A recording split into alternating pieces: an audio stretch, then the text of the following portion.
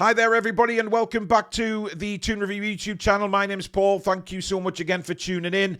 We are now calling our latest news shows Toon In 10, simply because we're trying to keep these news videos to around 10 minutes long, slightly less, slightly more, but that's why we're calling it Toon In 10 now. So I hope you enjoy the new name, and let's dive straight into the first story, and that is Martin Dubravka.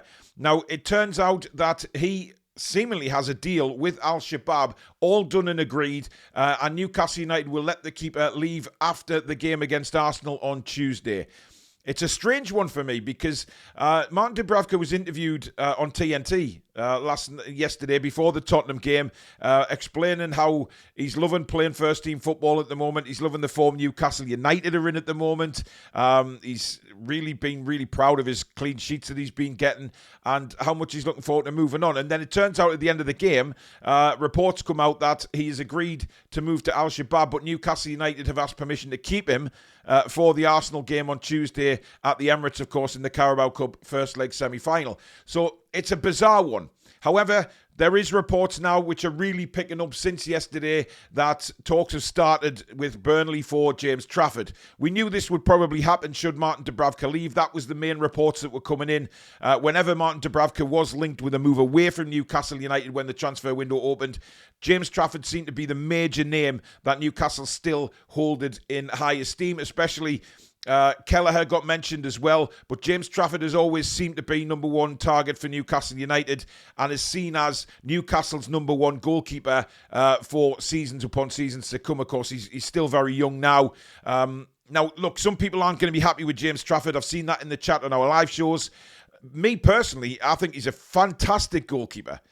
Yes, he had a little bit of a poor form last season, but he's back in the Burnley side this season and playing very, very well. I don't know whether anybody's seen clips of him this season, but some of the saves he's made have been unbelievable. He's good with his distribution and certainly working under Eddie Howe. I think this kid can only get better.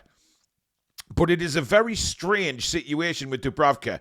So what Newcastle is saying is we need him for Tuesday night. That will give us a bit of extra time, obviously, to get these discussions done with Burnley and with Trafford and then get Trafford in. Because we know Nick Pope is still not going to be fit for the majority of this month, which means that they need Trafford in, basically, to start the games for Newcastle if Dubravka goes after the Arsenal game on Tuesday. It's a very, very weird situation.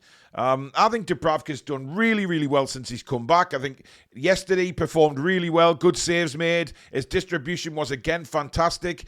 He seems to really have upped his game since he came in last season. The difference between Dubravka from last season to this is a bit chalk and cheese at the minute. Yes, we've got a better defence in front of him, and certainly with Tonali sitting in that 6 role, it does protects the back four much, much better. But this is a weird one for me. Are you happy with James Trafford coming in? Because that certainly looks like the option Newcastle United are going down. Talks have already started, apparently. Well, that have had to. You would feel if Newcastle United have already sold Martin Dubravka and he's going after Tuesday's game, you would assume that talks have already started with Burnley to bring in James Trafford. So it looks like he will be coming in and Dubravka will be going out. Let me know what you think of that in the comments below. Now, Bruno has come out after yesterday's game and dedicated the win to Sven Botman. Now, obviously, Botman's been out for 9 months, came in yesterday, played literally the full game. He did have a little bit of a shaky start, obviously. First 10-15 minutes, he was a little bit hit and miss, a little bit rusty. Of course, Solanke beat him in very early minutes of the game to score Tottenham's goal. But he recovered. He recovered really well, and I thought he was brilliant yesterday, Botman. Once he got going, especially going up against Solanke so many times, you would see, the goal kicks from Tottenham. Botman was stepping up. He was winning headers. He was then reading play like he'd done in the past, stepping up, intercepting passes and things like that. So I think he got it so much better. But Bruno basically talking about Sven coming back said it's absolutely fantastic. It's a massive importance to us. I love Sven. He is a good guy. I remember I have seen him suffer for a long time. Sometimes we were having lunch in the training ground and Sven was making box-to-box comments. We looked at him and thought Sven deserves a win today in his first game. So yeah, Sven, this is for you. You played very well and I am pleased for him. He's a lovely guy and a big player. And you know what? This isn't the first time that Newcastle United players have come out. Obviously, it's very nice as you know, skipper for Bruno to come out and make those comments and say, yeah, we dedicated that win to Sven Botman. But this is all about the camaraderie that is now being shown in that Newcastle United dressing room for me. The togetherness, the family feel it's got around the dressing room at the moment. It's all there for people to see and witness. You know, the way they're performing on the pitch, you know, coming back from a goal down yesterday, it didn't seem to bother them to go down, you know, a goal down. We were always going to come back, and that's the feeling that you get now with Newcastle United. You know, it wasn't a perfect win yesterday by any stretch of the imagination. It was a hard-fought win, but we're going to have to do that on many occasions. And I thought everybody stepped up yesterday. So for Botman himself to hear his captain say that is absolutely fantastic. Bruno went on to say, I don't think it was anything more than cramp for Sven when he eventually came off, of course, which was expected given the amount of time he's been out. It was a great effort for him to last that long. We were unsure how long he would be able to go for with the speed of the Premier League, but thankfully got through the majority of the game. So it looked like cramp because he did go down with cramp and then he came off. So a lot of people were suggesting he was injured again, which was total nonsense because it was... I mean, how often have you seen a guy that out for that long, last that amount of time, without getting cramp? It was obvious it was going to happen at some point, but he made sure that he lasted, you know, what was it, 91 minutes or something in the game? Incredible effort from Sven Botman.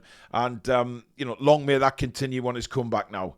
And finally, I'd just like to bring up the North London saltiness, as I know it now. I am absolutely amazed at some of the comments that I've seen going across social media since that win yesterday.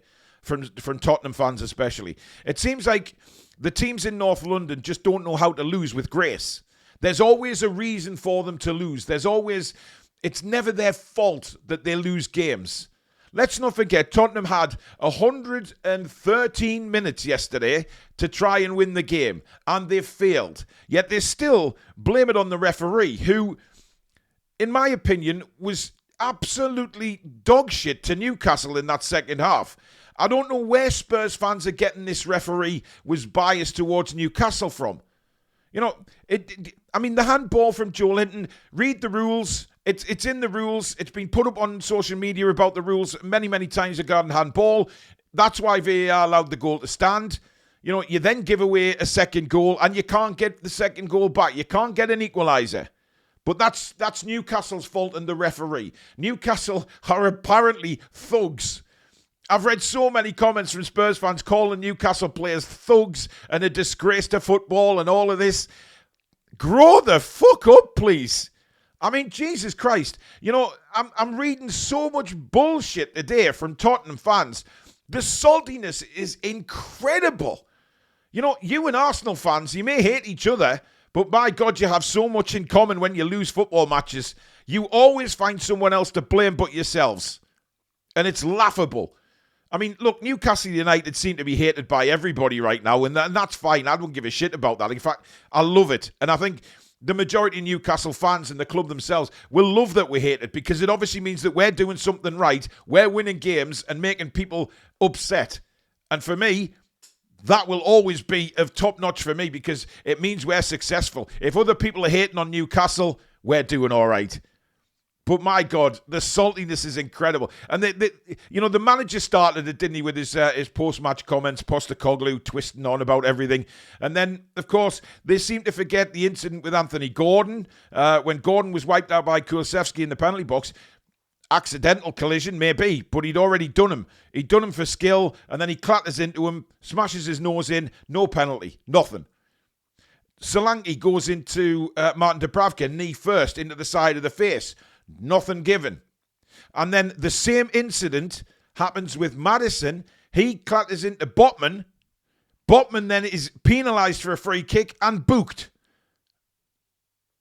So, you know, Spurs fans, have a look at that, will you? And you tell me if that was fair, because quite honestly, that referee had Spurs back for the full second half. Anything went their way in that half. And the Spurs fans can mourn as much as they want, because at the end of the day, they had a massive amount of added on time, etc., and you still couldn't equalise. You couldn't equalise and you couldn't win the game. But as per usual, because you feel some sort of entitlement, you expect the referee to be blamed and Newcastle be blamed for being thugs. When Anthony Gordon's nose is smashed to pieces, Dubravka gets a knee in the face. But no, it's we that are the thugs. Absolute lunacy. Grow up, man. The whole of North London, just grow up. You know, you and Arsenal fans are pathetic when you lose. You really are pathetic. You need to grow some balls and just admit that you weren't good enough yesterday. And we weren't at our best, but you guys still weren't good enough to beat us or draw against us. We won the game. Accept it, move on. But the saltiness, man, honestly, it should have been a handball. Dan Burn should have been sent off for a second. No, he shouldn't. No, he shouldn't. But the challenges you made on Gordon and Dubravka were nothing short of disgusting. Yet I've seen people moan about Joe Linton today. Oh, he's a big thug. He's not. He's got nothing to his game. Oh, well, I mean, I'm sorry for having one of the most physical midfielders in the league who is magic at his job. You know, you would scream to have a Joe Linton in your team. So give it a fucking rest, man. Honestly, I don't know why you want to be labelled the same as Arsenal fans. But right now, that's exactly what you are. Salty and bitter. Because your team wasn't good enough to get anything from the game yesterday. And you're just salty and bitter about it. And as per usual, you look for someone else to blame. And it just happens to be Newcastle United. Pathetic. Anyway, if you have enjoyed the video, guys, please do give it the thumbs up. And of course, if you're new to the channel, please do subscribe. It is free to do so. But don't forget to hit that notification bell so you never miss an upload or a live show. If you're watching this on Sunday, we are back. We have the review tonight at 7 o'clock. We'll be talking about this saltiness a lot more, no doubt. And of course, all the player ratings, etc. But thank you very much for watching, guys. Have a fantastic Sunday. Take care.